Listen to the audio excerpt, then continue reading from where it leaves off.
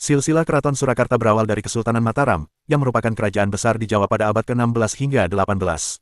Berikut adalah penjelasan detail mengenai perkembangan silsilahnya dari Mataram hingga Keraton Surakarta saat ini. 1. Kesultanan Mataram tahun 1587 sampai tahun 1755. Panembahan Senopati tahun 1587 sampai tahun 1601.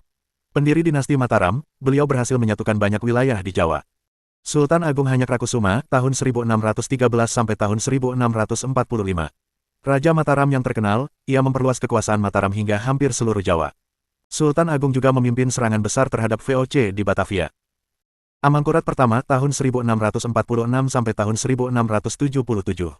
Putra Sultan Agung, mengalami masa kekacauan di Mataram dan pemberontakan Trunajaya yang melemahkan kekuasaan Mataram.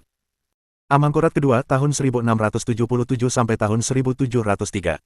Mengalami perpindahan ibu kota ke Kartasura akibat serangan Trunajaya dan perjanjian dengan VOC. 2. Keraton Kartasura tahun 1680 sampai tahun 1745. Amangkurat kedua, memindahkan ibu kota ke Kartasura setelah ibu kota Mataram hancur dalam pemberontakan. Amangkurat ketiga tahun 1703 sampai tahun 1708. Mengalami konflik dengan VOC dan Pangeran Puger yang mengklaim tahta. Pakubuwono I tahun 1704 sampai tahun 1719. Mengalahkan Amangkurat ketiga dengan bantuan VOC dan menstabilkan kekuasaan. Pakubuwono II tahun 1726 sampai tahun 1749. Menghadapi pemberontakan Geger Pacinan tahun 1741 sampai tahun 1743 yang mengakibatkan kehancuran Kartasura. 3. Perpindahan ke Surakarta 1745. Pakubuwono II, setelah Kartasura dihancurkan dalam pemberontakan, ia memutuskan untuk memindahkan ibu kota ke Surakarta pada tahun 1745. Pemindahan ini menandai berdirinya Keraton Surakarta. Perjanjian Giyanti 1755. Setelah Pakubuwono II wafat, terjadilah Perjanjian Giyanti yang membagi Kesultanan Mataram menjadi dua. Kasunanan Surakarta dan Kesultanan Yogyakarta. Pakubuwono III menjadi raja pertama di Surakarta. 4. Kasunanan Surakarta 1755 sekarang. Pakubuwono III tahun 1749 sampai tahun 1788. Raja pertama setelah pembagian Mataram, mengonsolidasikan kekuasaan di Surakarta. Pakubuwono IV tahun 1788 sampai tahun 1820.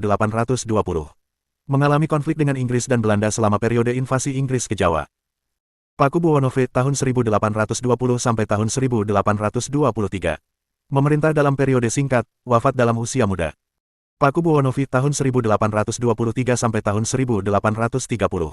Dibuang ke Ambon oleh Belanda karena diduga terlibat dalam perang Diponegoro. Pakubuwono VII tahun 1830 sampai tahun 1858. Mengalami stabilisasi setelah perang Diponegoro, berkuasa hingga pertengahan abad ke-19. Pakubuwono VIII tahun 1858 sampai tahun 1861. Memerintah dalam waktu singkat, dilanjutkan oleh Pakubuwono IX.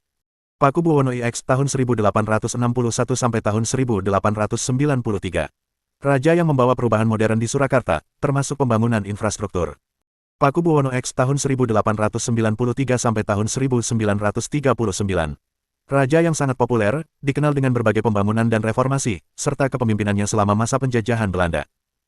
Pakubuwono VI tahun 1939 sampai tahun 1945. Memerintah selama masa penjajahan Jepang dan awal kemerdekaan Indonesia. Pakubuwono XII tahun 1945 sampai tahun 2004. Memerintah dalam masa yang sangat lama, menghadapi tantangan modernisasi dan integrasi dengan Republik Indonesia. Pakubuwono XIII 2004 sekarang. Raja saat ini, namun terdapat konflik internal dalam penunjukan beliau, yang menyebabkan dualisme dalam keraton. 5. Pasca kolonial dan masa kini. Pada masa pasca kolonial, peran Keraton Surakarta lebih bersifat kultural dan simbolis, sementara fungsi politiknya berkurang setelah Indonesia merdeka. Hingga kini, Keraton Surakarta tetap menjadi pusat kebudayaan Jawa dan menjaga tradisi leluhur. Keraton Surakarta memainkan peran penting dalam sejarah Jawa, melestarikan budaya dan tradisi kerajaan Mataram. Meskipun tidak lagi memiliki kekuasaan politik seperti dulu, pengaruhnya dalam budaya Jawa masih sangat kuat hingga sekarang.